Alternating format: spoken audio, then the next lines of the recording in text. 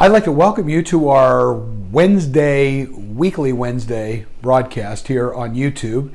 It is being recorded earlier in the afternoon, and I am going to do my best to be in the chat room with you tonight. But we're going to start doing more things like this just because of the fact that we haven't had as much interaction. I'd like to get a little bit more. So if you have any questions in the future that you want me to answer, go ahead and put them on here. We're going to be doing some other live things from time to time and more things on here that are going to be, as I've said before, probably a less amount of time, but more of them. One of the things that's on my mind right now and that is in the news today, which is on this particular date, is of course the 26th of August, 2020. And Jerry Falwell Jr. has just, I don't know whether he's even at the point that I'm recording this, whether he's actually resigned or not from Liberty University based on some inappropriate sexual things that have happened between his wife, himself, and a third person. Now, again, how much of it is actually accurate is another story altogether. But it has been enough for people on the other side to begin, of course, to criticize him. It's always interesting because it depends on what side that you are on if you decide to criticize somebody else when they have fallen. People will always look for others to fall and for others to mess up, especially people who are in a leadership position. We've seen a lot of it lately. We've seen it especially over the past few years of my ministry. I've seen a lot of pastors, leaders, and of course we've seen it from presidents of the United States, congressmen, senators, and it seems like the higher up that you are and the more visible that you are, the worse the entire situations sound. So what do you do with imperfect leaders? What do you do when someone lets you down like this? What do you do when a leader falls? And how do you know whether the leader is going to be effective or not? Right now we're in the middle of this whole political debate that's happening between Donald Trump and Joe Biden, and Trump did this and Joe Biden did that, and all you see on Twitter and on social media is, oh yeah, but you want somebody who's doing this and this and this, well I'll take this one over here because he's only done this and this and this. And so the verbal missiles are flying back and forth about who's a better human being, which person is actually better. And depending on what one's political perspective is, that's who they're going to wind up voting for. It's a little bit more complicated than that. I certainly expect in the church, if somebody who has been preaching one thing and then it's revealed that they're doing another thing in their life, that there is going to be criticism from the outside. That's always been one of the most difficult things in the church, and partially because leaders and churches have set themselves up to be judge, jury, and executioner of others. And that's why you've got to be very, very careful about what you're criticizing in the life of someone else, because of the fact of the matter is, and I mentioned this Sunday, that how your philosophy impacts your psychology. Human nature is human nature. Whether you are redeemed by the blood of Christ, whether you have accepted Christ or not, we have to remember that there is no sin of which any of us are incapable. So what do we do when one of our own has fallen? How do you actually handle it? Do you criticize them? Do you say, see, I knew that was a bad person. I knew that they were like that. See, what a hypocrite they are. And that, by the way, that's always the first thing that people like to say, and I always like to say back when people say there's hypocrites in the church. I always like to use the Zig Ziglar line. Those of you that have been around me know I've said this before. Come on in. We got room for one more. Because there is a certain amount of hypocrisy probably in all of us. My attention was drawn for those of us who are believers, those of us that are in the church.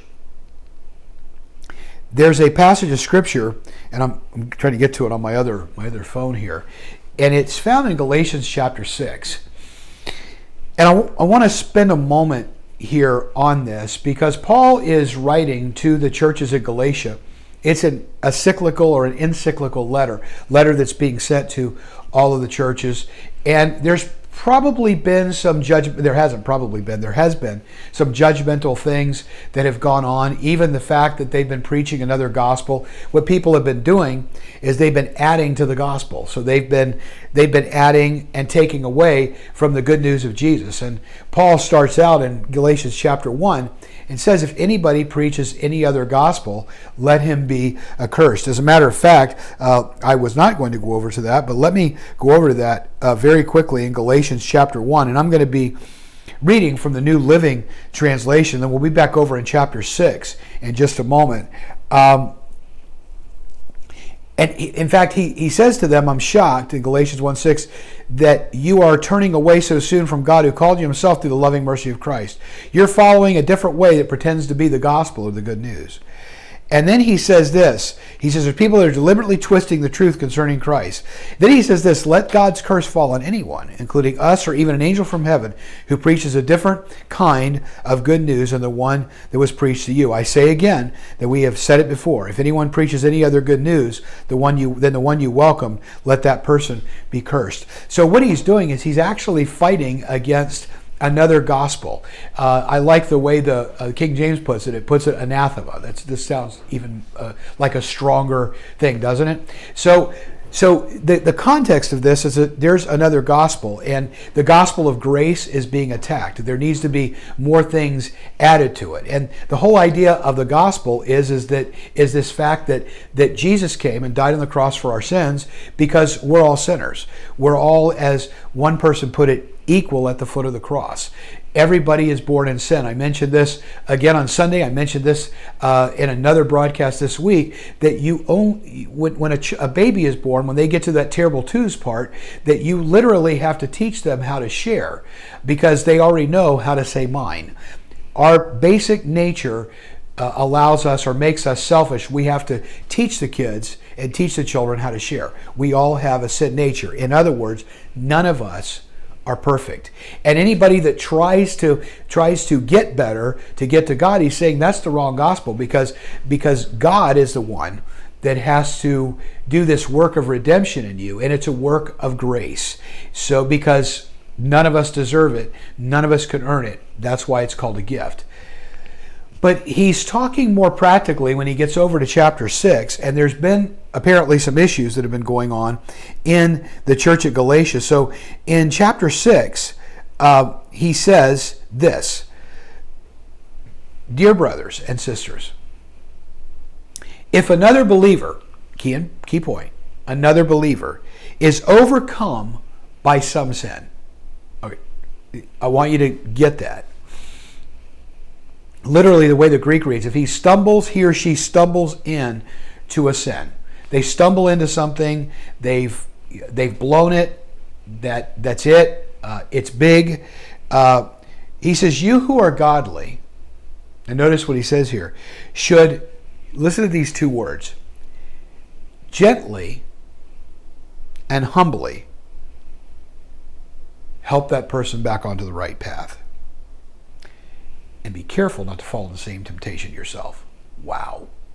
You know what usually happens when somebody falls and proves that they're human today? We jump up and down and say, oh, look at that. Look at that. Did you hear that? And we pass it around on Facebook and we share it and we tell somebody else and we say, see, I knew that person was bad. See, I knew they were a bad leader. I knew they were a bad person. I knew they were a bad woman. I knew they were a bad man. I knew that they were this. I knew that they were that. See, people aren't what they appear to be. And they're not, because again, everybody has sinned. So he says, as believers, as people who are godly believers, as people who are trying to be like Jesus, when somebody is overcome, he says, gently and humbly help that person back onto the right path. It's the restoration process. The goal is never destruction, but restoration. The goal is not to destroy the reputation, destroy the person, pass around the stuff that happened, be gleeful about it because they blew it. He literally says that we should help that person back onto the right path, all the while being careful that we don't fall into the same sin. Now, why does he say that? Because we're all capable of falling into the same thing. We're all capable of falling into the same thing that we're trying to restore somebody else's. Somebody else to. He says, look, share each other's burdens, and in this way, obey the law of Christ. People have burdens that they're carrying. So he says, listen, share each other's burdens, and in this way, obey the law of Christ.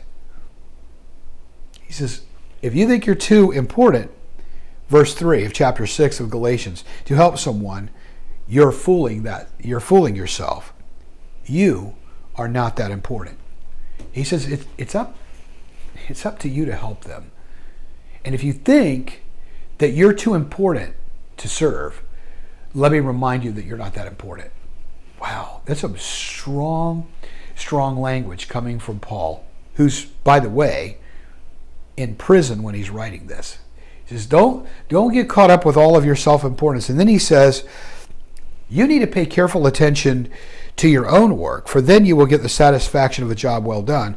And you won't need to, get this, I love this, compare yourself to anyone else. See, there's the problem.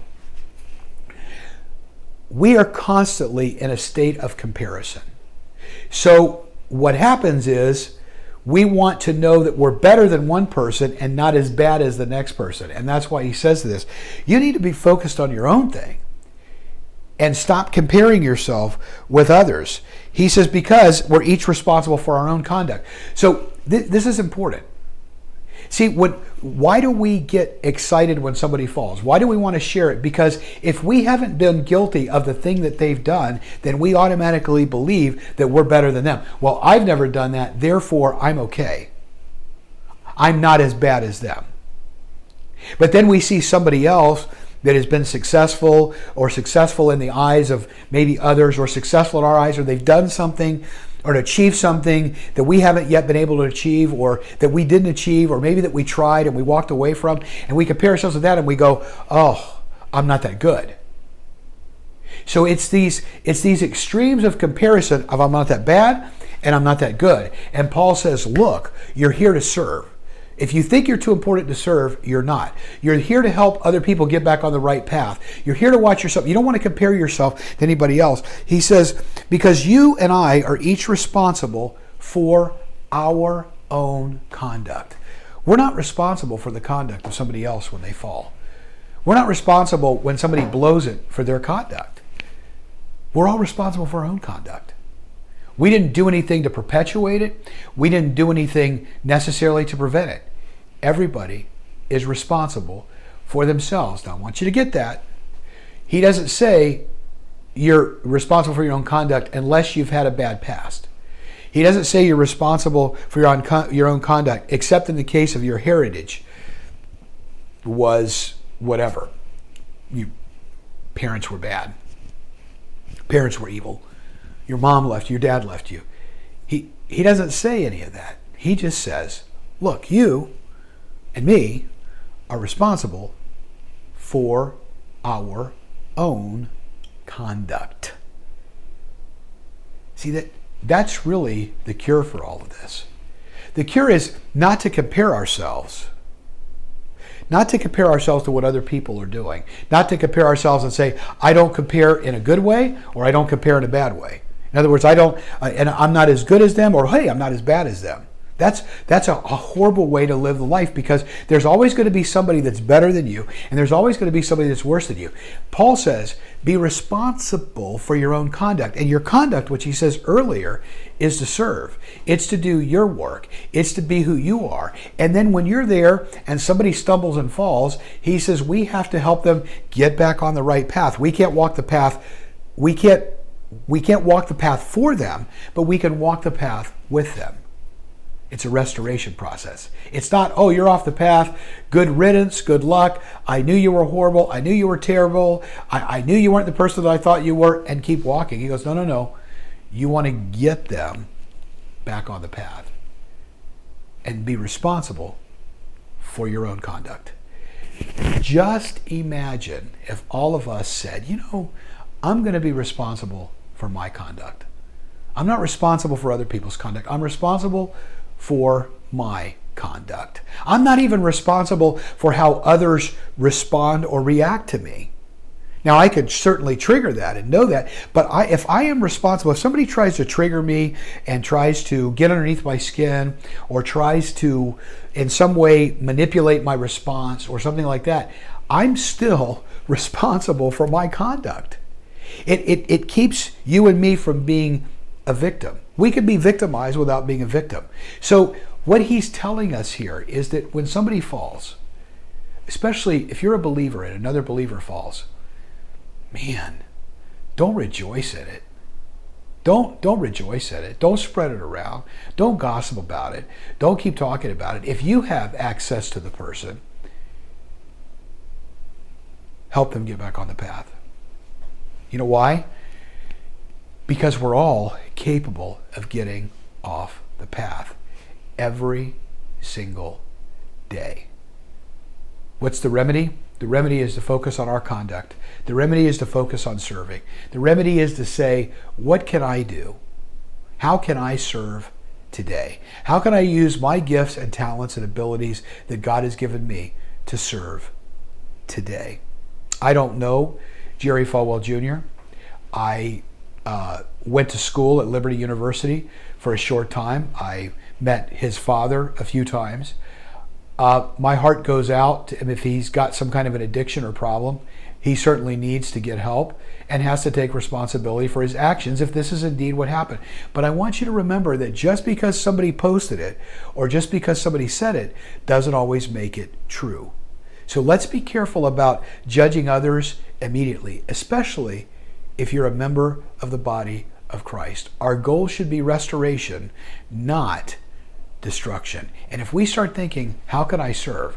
We'll automatically be thinking restoration. Everybody can fall. Everybody can falter, and everybody is capable of failing. But you know what? If you got another day, everybody is capable of getting back up. Everybody is capable of getting back on the path. Everybody is capable of serving, getting up, dealing with whatever the consequences are, but keep on going. And that should be our goal. A good question for us to ask tonight, tomorrow, and every day, and often during the day, is how can I serve? How can I use my gifts and talents and abilities to serve other people and to take responsibility for ourselves and to walk the path? Thank you for joining us tonight. We'll see you soon.